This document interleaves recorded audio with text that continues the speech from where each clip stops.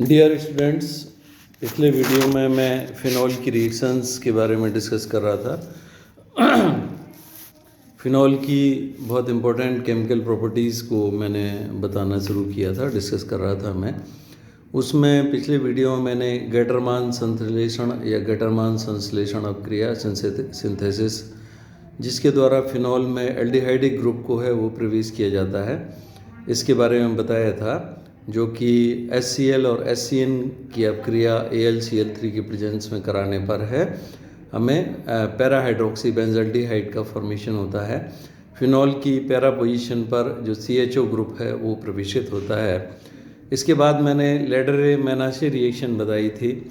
ये रिएक्शन बहुत important reaction है। मैंने बताया था कि इस अपक्रिया का बहुत अधिक जो है इंडस्ट्रियल यूज़ है या औद्योगिक महत्व है, क्योंकि इस अपक्रिया के द्वारा ऑर्थो हाइड्रोक्सी बेंजाइल अल्कोहल तथा पैरा हाइड्रोक्सी बेंजाइल अल्कोहल जो प्राप्त होते हैं वो फाइनली यूज़ किए जाते हैं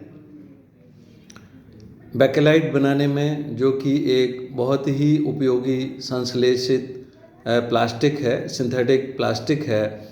और इस प्लास्टिक का बहुत ज़्यादा वेरिड यूज़ है, आगे हम लोग डिस्कस करेंगे।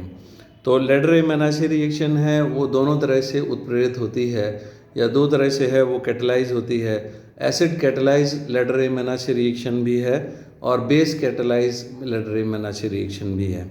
अम्ल उत्प्रेरित लेडरे मेनाचे रिएक्शन की जो मैकेनिज़्म है वो मिनरल एसिड्स की प्रेजेंस में है वो संपन्न होती है, और H आयन कैटलाइज इस रिएक्शन की जो मैकेनिज़्म है वो मैंने पिछले वीडियो में डिस्कस की थी।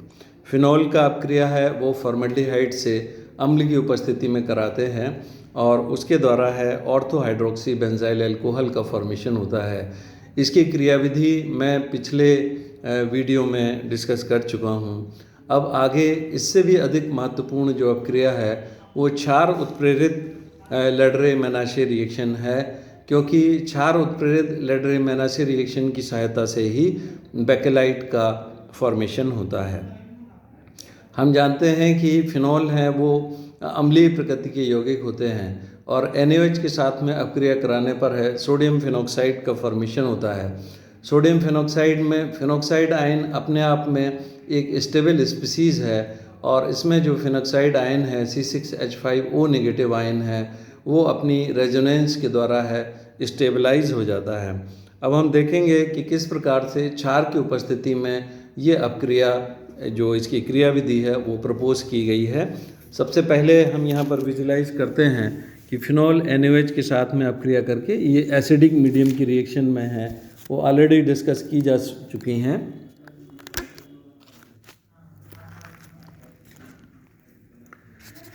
फिनॉल NaOH के साथ में अपक्रिया कराने पर सोडियम फिनॉक्साइड देता है।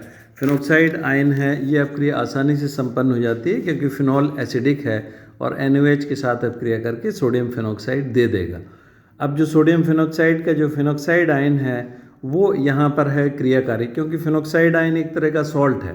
तो अगर हम इसको जलीय माध्यम में लेंगे, NaOH जैसे जलीय माध्यम में जलीय NaOH हमने लिया है, तो जो सोडियम फिनॉक्साइड है वो जो है Na ion sodium phenoxide C6H5ONa aqueous medium में ये फिनॉक्साइड आयन देगा और माइनस Na पॉजिटिव आयन इसमें से निकल जाएगा। तो जो फिनॉक्साइड आयन है ये जो फिनॉक्साइड आयन है इसमें जो है ऑक्सीजन पर नेगेटिव चार्ज है। ऑक्सीजन का जो नेगेटिव चार्ज है वो रेजोनेंस में इन्वॉल्व होता है और एक स्थिति में सबसे पहले ये जो ऑक्सीजन पर 3 लोन पेयर ऑफ इलेक्ट्रॉन हैं, इनमें से एक जो है लोन पेयर इधर कार्बन और ऑक्सीजन के, क्योंकि ये सिंगल बॉन्ड से बॉन्डेड है, ऑक्सीजन पर नेगेटिव चार्ज है, यहाँ पर ये डबल बॉन्ड के रूप में एस्टेब्लिश हो जाता है। डबल बॉन्ड के रूप में एस्टेब्लिश हो जाएगा और नेगेटिव ये डबल बॉन्ड आ जाएगा तो ऑक्सीजन का नेगेटिव चार्ज है वो ऑर्थो पोजीशन के कार्बन पर है वो शिफ्ट हो जाएगा। ये ऑर्थो पोजीशन के कार्बन पर शिफ्ट हो जाएगा और जो फिनॉक्साइड आयन का सेकेंड रेजोनेटिंग स्ट्रक्चर ये होता है। फॉर्मल्डिहाइड को हम देखें, फॉर्मल्डिहाइड को हम CH2O के रूप में व्यक्त कर रहे हैं। ये वास्तव में HCH डबल बॉन्ड O है। तो यहाँ पर हम क्या देख रहे हैं कि ऑक्सीजन के ऊपर है वो नेगेटिव चार्ज है और ये नेगेटिवली चार्ज जो ऑक्सीजन है वो जो है और कार्बन है जो एडजॉइनिंग कार्बन है उस पर पॉजिटिव चार्ज है। ये पॉजिटिवली चार्ज जो कार्बन है ये इधर इस सेंटर पर अटैक, क्योंकि ये जो है इलेक्ट्रॉन डेफिशिएंट सेंटर है, ऑर्थो पोजीशन का कार्बन है वो इलेक्ट्रॉन रिच सेंटर है। तो इस इलेक्ट्रॉन रिच सेंटर पर ये कार्बन जो कार्बोकैटायन है CH2O का CH2 जो कार्बोकैटायन है, मिथाइलिन कार्बोकैटायन है, वो इस पर अटैक करेगा और इसके अटैक के साथ में हमारे लिए जो स्पीशीज प्राप्त होगी वो इस प्रकार से होगी। अब इस स्पीशीज में हम देखते हैं कि CH2 का कार्बन और इसका जो नेगेटिव चार्ज है, तो इसका तो ये चार्ज समाप्त हो गया, ऑक्सीजन पर नेगेटिव चार्ज आ गया और एडजॉइनिंग पोजीशन पर जो अटैच है वो हाइड्रोजन अटैच है। तो ये अब इस ऑक्सीजन को जो है, क्योंकि अब देखिए अब क्या हो रहा है, इस स्ट्रक्चर को हम देखें तो इसमें रेजोनेंस है वो समाप्त हो गई और ये एक हेक्साडाइन के रूप में एक स्पीसीज हमें प्राप्त हुई है जो कि साइक्लिक सिस्टम में अल्टरनेट पोजीशन पर एक सिंगल बॉन्ड, और इसकी रेजोनेंस खत्म हो गई। रेजोनेंस खत्म हो जाने की वजह से इसके अंदर स्थायित्व तो बहुत कम हो जाता है, या इसकी स्टेबिलिटी है वो मिनिमाइज हो जाती है। अपनी स्टेबिलिटी को गेन करने के लिए अगेन ये रेजोनेटिंग जो सिस्टम है वो जनरेट करेगा और ये 6 जो है पाई इलेक्ट्रॉन्स का ये सिस्टम जनरेट होगा, जिसके अंतर्गत कार्बन और हाइड्रोजन का ये जो सिग्मा बॉन्ड है वो एस्टेब्लिश होकर इस प्रकार से आ जाएगा। अब ये देखो फिर से रेजोनेंस बन गई। अगर हम एनर्जी के पैरामीटर में देखेंगे तो ये वाली जो स्पीसीज है वो अनस्टेबल होगी। अनस्टेबल क्यों होगी? क्योंकि इसमें रेजोनेंस है, रेजोनेंस लॉस्ट है। रेजोनेंस लॉस्ट होने की वजह से ये स्पीसीज है वो अनस्टेबल होगी और ये स्पीसीज है अब स्टेबल हो जाएगी। इस स्टेबल स्पीसीज में अगेन क्या सिचुएशन जनरेट होगी कि ऑक्सीजन पर है, फिर से ये पाई इलेक्ट्रॉन है वो इधर शिफ्ट हो जाएंगे, ये CH2OH में CH2OH ग्रुप में कन्वर्ट हो गया और ऑक्सीजन का नेगेटिव चार्ज फिर से इधर आ जाएगा।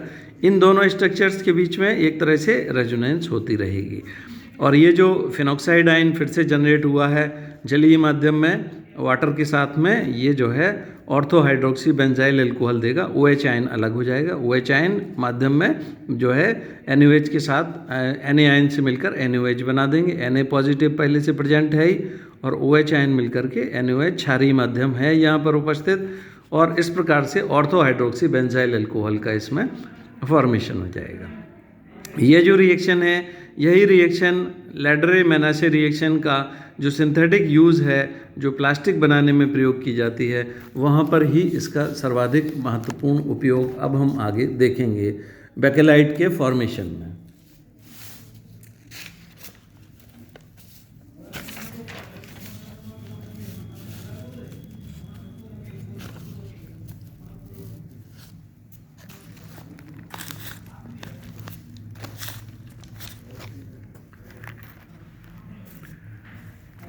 अब देखिए, यदि धन NaOH की उपस्थिति में फिनॉल को फॉर्मल्डिहाइड की अधिक मात्रा के साथ संघनित कराया जाए, कंडीशंस क्या क्या हैं? डाइल्यूट NaOH लिया है, उसी तरह से मैकेनिज्म होगी जैसे ही हमने बेसिक मीडियम में इसकी मैकेनिज्म को देखा था। तनु NaOH लेंगे हम और फिनॉल को फॉर्मल्डिहाइड की अधिकता के साथ में है वो संघनित करेंगे। अधिकता के साथ में हम संघनित करवाएंगे तो फिनॉल फॉर्मल्डिहाइड रेजिन का फॉर्मेशन होता है जो कि बेकेलाइट कहलाता है। फिनॉल फॉर्मल्डिहाइड रेजिन का इसमें फॉर्मेशन होगा जो बेकेलाइट कहलाता है और इसमें जो है रेजिन बेकेलाइट का फॉर्मेशन होता है और इस संघनन उत्पादों का ऐसा त्रिविमीय बहुलक है जिसकी संरचना है। ये जो है जो कंडेंसेशन प्रोडक्ट है वो इसका ये एक क्रॉस लिंक्ड पॉलीमर है। क्रॉस लिंकिंग की वजह से इसके अंदर हार्डनेस आ जाती है क्योंकि यहाँ पर है ऑर्थो पोजीशन के जो CH2 ग्रुप हैं इसमें बराबर से है। इस चाहे हम बेसिक जो है इसका फॉर्मल्डिहाइड के साथ में बेसिक मीडियम में रिएक्शन करें या एसिडिक मीडियम में, ऑर्थो हाइड्रोक्सी बेंजाइल अल्कोहल और पैरा हाइड्रोक्सी बेंजाइल अल्कोहल बनते हैं और ये ऑर्थो हाइड्रोक्सी बेंजाइल अल्कोहल और पैरा हाइड्रोक्सी बेंजाइल अल्कोहल परस्पर संघनित होकर के कंडेंसेशन पॉलीमर बनाते हैं जिनमें क्रॉस लिंकिंग हो जाती है। ऑर्थो पोजीशन पर और पैरा पोजीशन पर दोनों तरफ से क्रॉस लिंकिंग हो रही है और ये इस प्रकार से ये क्रॉस लिंक्ड पॉलीमर का इसमें फॉर्मेशन होता है। अब देखें हम ये किस प्रकार से अपक्रिया है वो संपन्न होती है कि जो ऑर्थो पोजीशन के जो CH2 है, इस रिएक्शन को हम इस प्रकार से देख सकते हैं।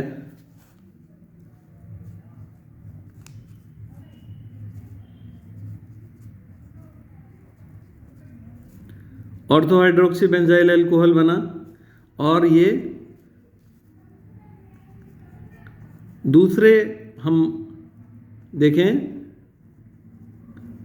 जिसमें CH2OH इधर है और ये हाइड्रोजन इधर है, तो इसका OH की प्रेजेंस से ऑर्थो हाइड्रोजन है एक्टिवेट हो जाते हैं, तो ये इसके साथ में मिलकर के वाटर का फॉर्मेशन कर देगा, तो इसके बनने में है वाटर एलिमिनेट हो गया, और CH2 के थ्रू है ये ऑर्थो। तो अब हम देखेंगे, देखिए ये वाला जो CH2 है वो ये CH2 है, OH ये यहाँ पर प्रेजेंट है, और ये जो हाइड्रोजन था वो इस वाले ग्रुप, इस वाले जो है जो मॉलिक्यूल है उसका हाइड्रोजन था, उसके साथ में ये जुड़ गया, और ये देखिए लिंकेज है CH2 के थ्रू है, ये लिंक हो गया, ये चीज़ है। अब देखिए आप इसका जो CH2OH है वो ये वाला है, और नेक्स्ट मॉलिक्यूल के साथ में जुड़ जाएगा ये, और ये पैरा पोजीशन वाले के साथ में अगर जुड़ा तो एक ऑर्थो से जुड़ रहा है, अगला कोई पैरा के साथ जुड़ जाएगा, और इस प्रकार से ये पूरी क्रॉस लिंकिंग हो जाती है।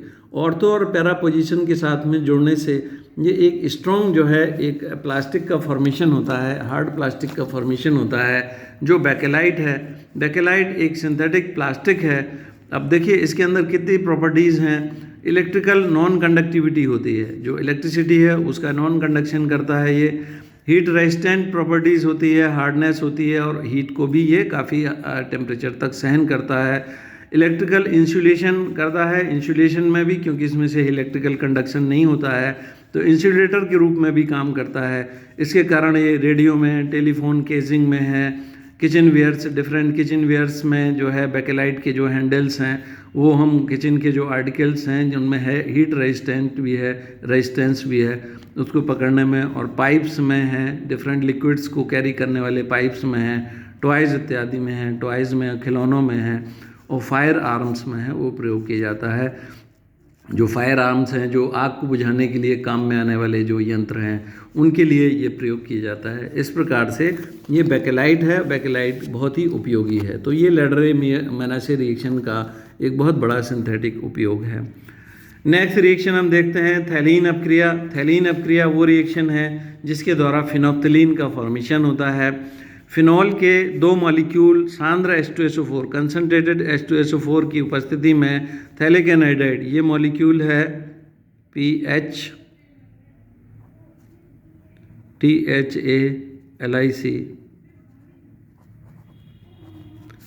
थैलिक एनहाइड्राइड के साथ में कंडेंस होकर के फिनोप्थिलीन का फॉर्मेशन करते हैं।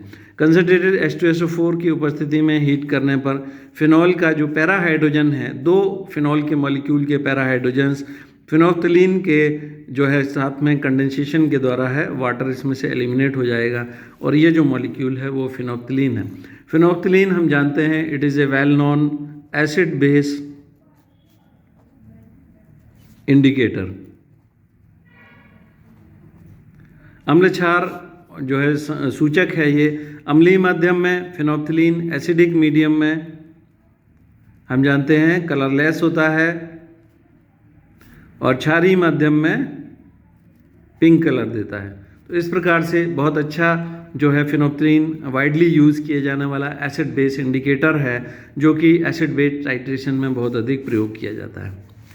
फिनॉल की नेक्स्ट जो रिएक्शंस हैं उसमें इम्पोर्टेंट रिएक्शन कपलिंग रिएक्शन है, और ये जो कपलिंग रिएक्शन है इनका भी बहुत ज़्यादा उपयोग है। कपलिंग रिएक्शंस हैं वो डिफरेंट डाइज, पिगमेंट्स जो है आदि बनाने में उपयोग की जाती हैं, और इन डाइज़ का, फिनॉल के द्वारा बनाई गई इन डाइज़ का बहुत अधिक उपयोग है, जो कि तमाम सारे जो है चीज़ों को रंगने में, कलर करने में उपयोग की जाती है। ये फिनॉल की अगेन इंडस्ट्रियली इम्पॉर्टेंट रिएक्शन है जो कपलिंग रिएक्शन है। फिनोलिक समूह के कारण बेंजीन वलय सक्रियत, मैंने बताया था OH ग्रुप के कारण बेंजीन वलय की ऑर्थो एंड पैरा पोजीशन के हाइड्रोजन बहुत एक्टिवेट हो जाते हैं, जिससे डाइजोनियम सॉल्ट के साथ में युग्मन, ये बेंजीन डाइजोनियम क्लोराइड है, हम जानते हैं बेंजीन डाइजोनियम क्लोराइड, ये डाइजोनियम सॉल्ट हैं। तो बेंजीन डाइज़ोनियम क्लोराइड के साथ में फिनॉल का जो पैरा हाइड्रोजन है वो इस तरह से HCl यहाँ से है, बेसिक मीडियम में हो रहा है ये, HCl इस यहाँ से निष्कासित हो जाएगा और पैरा हाइड्रोक्सी एज़ोबेंजीन का इसमें फॉर्मेशन होता है। पैरा इसकी मैकेनिज़्म को हम देख सकते हैं। फिनॉल है वो बेसिक मीडियम है, सोडियम फिनॉक्साइड बनाएगा, इसको हम कई बार देख चुके हैं। डाइज़ोनियम सॉल्ट, ये डाइज़ोनियम आयन है। डाइज़ोनियम आयन का ये जो है इस प्रकार से इसमें पैरा पोजीशन का जो हाइड्रोजन है वो जो है ये यहाँ से पैरा पोजीशन के हाइड्रोजन है, पैरा पोजीशन का हाइड्रोजन एक्टिवेट हुआ और ये डाइज़ोनियम इसके साथ में बेंजीन डाइज़ोनियम ग्रुप है वो जुड़ गया और ये अल्टीमेटली है जो हाइड्रोजन का निष्कासन होकर के पैरा हाइड्रोक्सी एज़ोबेंजीन का फॉर्मेशन होता है, पैरा हाइड्रोक्सी एज़ोबेंजीन का निर्माण हो जाता है। तो ये इस प्रकार से इसकी कपलिंग रिएक्शन है। मैंने बताया है कपलिंग रिएक्शन बहुत सारे डाइज, पिगमेंट्स इत्यादि के बनाने में यूज़ की जाती है और इसका भी बहुत ज़्यादा इंडस्ट्रियल इम्पोर्टेंस है।